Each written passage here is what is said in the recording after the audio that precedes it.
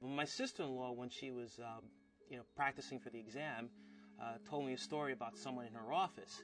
And this is a guy who was also from Turkey, really simple man. He's actually been in this country for a couple of years, a man in his 50s. He wasn't a well-educated guy, but at the same time, he spent a lot of time trying to, understand the questions to the test.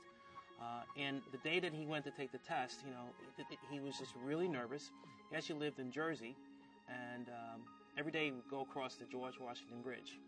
And when he got to the INS office, one of the, when he took the test, one of the questions they asked him was, who was the first president of the United States? And he just said, the George Washington Bridge. First thing I did, I went onto the INS website and I took the practice test. And I think I got like 85% of all the questions correct. At the time when I took it, you had to get at least 7 out of 10 right. So I was kind of panicked. I bought the books and my wife made me flashcards, and she was really good. She knew everything about it, so she would make these flashcards on these long road trips, and we would learn the fun way.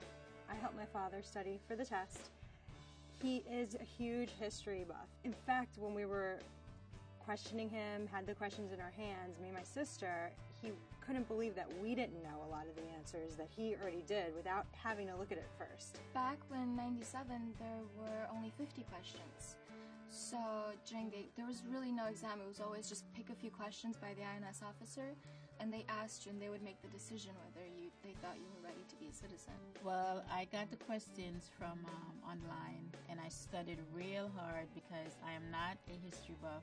I'm an accountant, so it was very difficult for me, but I passed.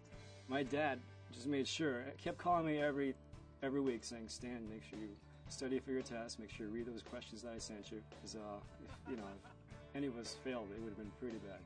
Went online, looked at the U.S. Constitution, went through the amendments, and looked at the way the government was broken up. Pretty much did. There's a very vast array of questions that can be asked, and you're not really sure what you're going to get asked, so you really have to know it. It's not really social currency to run around talking about the colors of the flag and whatnot. Like, everybody knows it's got 50 stars on it, everybody knows it's got red, white, and blue. But like, does anybody really know where that actually derived from? Like, what was the actual purpose of it? He kept telling us, I can't believe you went to school here. How do you not know this? And I know it. It was funny. I'm kind of a history nerd. I'm actually an overall nerd, but I'm especially a history nerd. So I think I'll do fine on the test. I don't believe that you need to learn just for the test.